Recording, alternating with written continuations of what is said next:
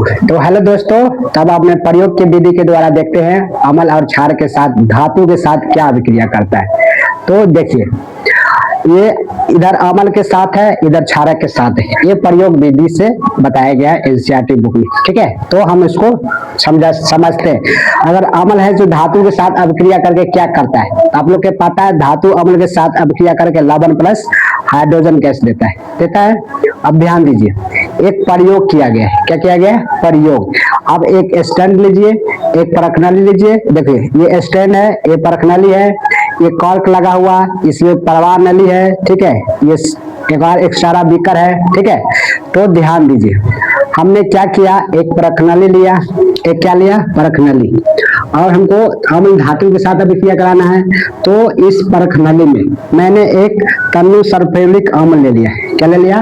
Tannu sulphuric अम्ल का इसमें विलयन डाला है। ठीक है, और इसमें जिंक धातु है, तो जिंक के टुकड़े इसमें, 2-4 टुकड़े इसमें डाले। तो क्या होता है, यदि अम्ल में धातु डाले तो क्या होता है, तो यहाँ पर ही देखते हैं कि बुलबुला आने लगता है। क्या आने लगता है? बुलबुला छूटने लगता है। तो ये बुलबुला क्या है? तो बुलबुला क्या है? तो बुलबुला ये क्या चीज का छूट रहा है? तो बुलबुला यहाँ हाइड्रोजन गैस की बुलबुला है। ये किस गैस की बुलबुला है? हाइड्रोजन गैस की बुलबुला है। क्यों हाइड्रोजन गैस निकल रहा है? तो अभिक्रिया करता है। ठीक है, तो अभिक्रिया करके लवण प्लस हाइड्रोजन गैस निकलता है। तो इस प्रणाली में क्या निकलता है? Hydrogen gas. अब इस हाइड्रोजन गैस को जांच करना है कि ये हाइड्रोजन गैस है कि कोई और गैस है। तो इस गैस को जांच करने के लिए मैंने एक परवाह नली एक बार जोड़ दिया। अब इससे जो गैस निकलेगा, हाइड्रोजन गैस ऊपर आएगा, ऊपर आके इस परवाह नली एक जोड़ दिए, और जोड़ने के बाद एक प्रणाली और इसमें परवाह नली जोड़ के, और एक मैंने विलयन ले लिया। ये विलयन के नाम है सामुन का विलयन। क्या नाम है? सामुन का विलयन। ठीक है, ये सामुन का विलयन है, और ये पाइप इसमें लगा दे। अब इससे गैस इधर के प्रभावित होकर इधर में आएगा, और यहाँ पर ही अब यहाँ पर ही बुलबुला छूट जाएगा। तो यहाँ पर बुलबुला क्यों छूट जाएगा? सामुन के अंदर क्या होता है? हाइड्रोजन गैस फंस जाता है। हाइड्रोजन गैस क्या होता है? फंस जाता है। और गैस क्या होता है? हल्का। क्या होता है? हल्का। तो इस विलयन में हल्का होने के कारण ऊपर उठने की कोशिश करता है। तो इस विलयन में ऊपर उठता है, बाहर आता है एक गोला गोला के रूप में, जो हाइड्रोजन से भरे सामुन के बुलबुले हैं। जो बुलबुले हैं हाइड्रोजन से भरे साबुन के बुलबुले। अब देखिए, अब ये जांच करना कि हाइड्रोजन गैस है, तो हाइड्रोजन गैस की जांच करें। ये जो बुलबुला बाहर गैस के रूप में निकल रहा है, यहाँ पर एक अगर मोमबत्ती ले लेते, क्या लेते हैं? मोमबत्ती जलाने, मोमबत्ती को जलने वाला, जला के मोमबत्ती को यहाँ रखते हैं, तो यहाँ पर एक ध्वनि सुनाई देता है। क्या सुनाई देता है? ध्वनि, जो फट फट की ध्वनि के साथ हाइड्रोजन दहन होता है। मतलब यहाँ पर हाइड्रोजन जलता है। तो कैसे ध्वनि देता है? फट फट की ध्वनि। फट फट ध्वनि के सुनाई आवाज आता है, तो इससे सिद्ध होता है कि यहाँ पर क्या होता है? हाइड्रोजन गैस है। हाइड्रोजन गैस है। तो इससे सिद्ध क्या होता है कि हाइड्रोजन गैस निकलता है। किससे? अम्ल धातु से अभिक्रिया करके कौन सा गैस निकलता है? तो हाइड्रोजन गैस निकलता है। ये जांच हो गया। क्या हो गया? जांच। तो आपको इसमें याद क्या रखना है कि अम्ल है धातु से, अम्ल धातु से अभिक्रिया करके लवण प्लस में क्या देता है? Hydrogen gas. मार्कर खत्म हो गया क्या? हो गया मार्कर, थोड़ा इंक हो गया गड़बड़।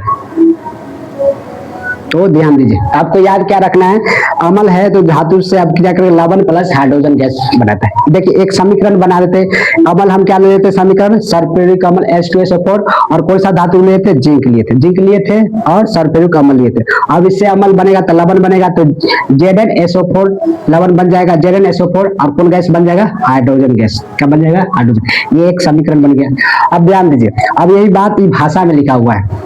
धातु है जो अम्ल से हाइड्रोजन गैस परमाणु का, धातु अम्ल से हाइड्रोजन परमाणु का हाइड्रोजन गैस के रूप में विस्थापित करती है। क्या करती है? अम्ल से हाइड्रोजन गैस को क्या करती है? ये जो हाइड्रोजन है इसमें क्या करती है? विस्थापित कर देती है। क्या करती है? विस्थापित कर देती है।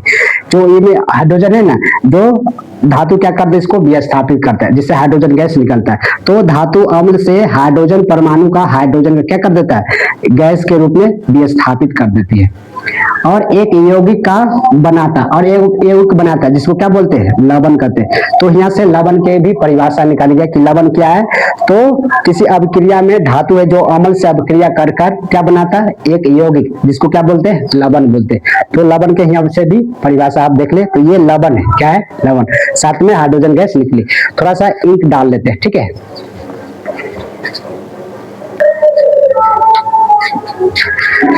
तो इंक थोड़ा खत्म हो गया, लिखे थे, लिखना पड़ता है, थोड़ा इंक डाल लेते हैं, ठीक है।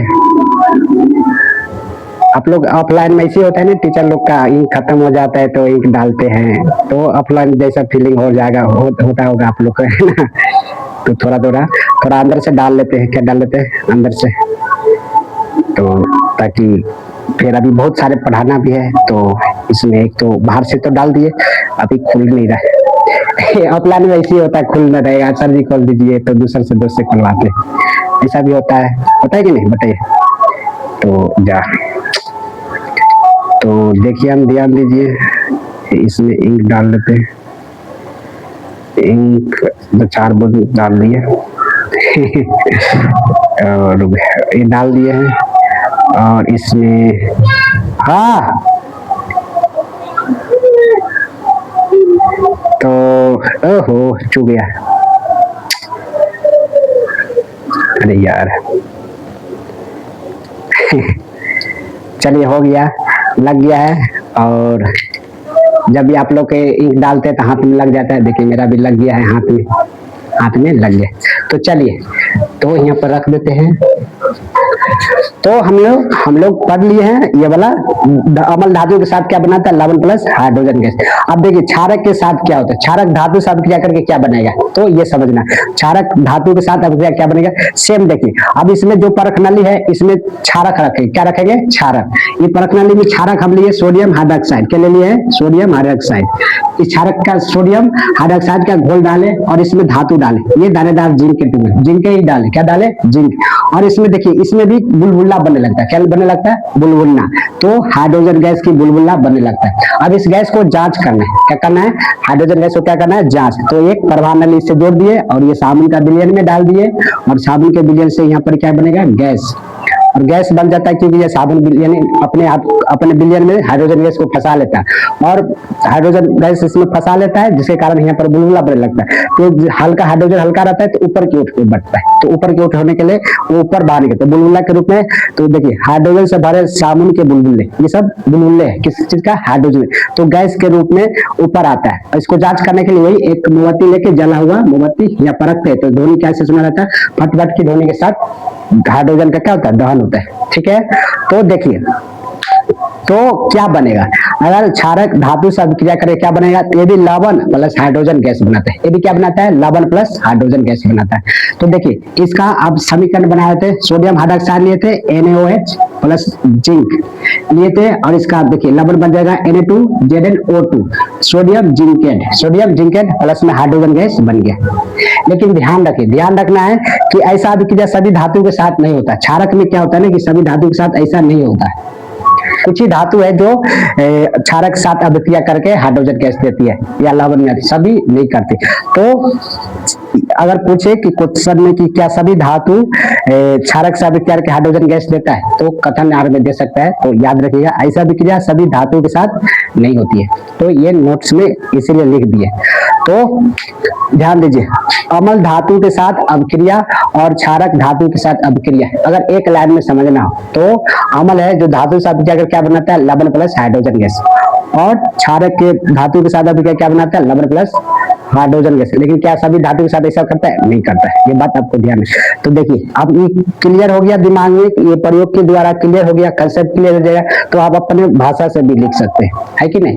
तो अभी धातु के साथ देखें, अब हम देखेंगे कार्बोनेट और बाइकार्बोनेट के साथ, ठीक है। तो इसका स्क्रीनशॉट आप लोग ले लीजिए, ताकि आप बाद में नोट्स बना लीजिएगा, अच्छा सा स्क्रीनशॉट ले लीजिए, ठीक है। उसके बाद अगला देखते हैं कार्बोनेट और बाइकार्बोनेट के साथ क्या करता है।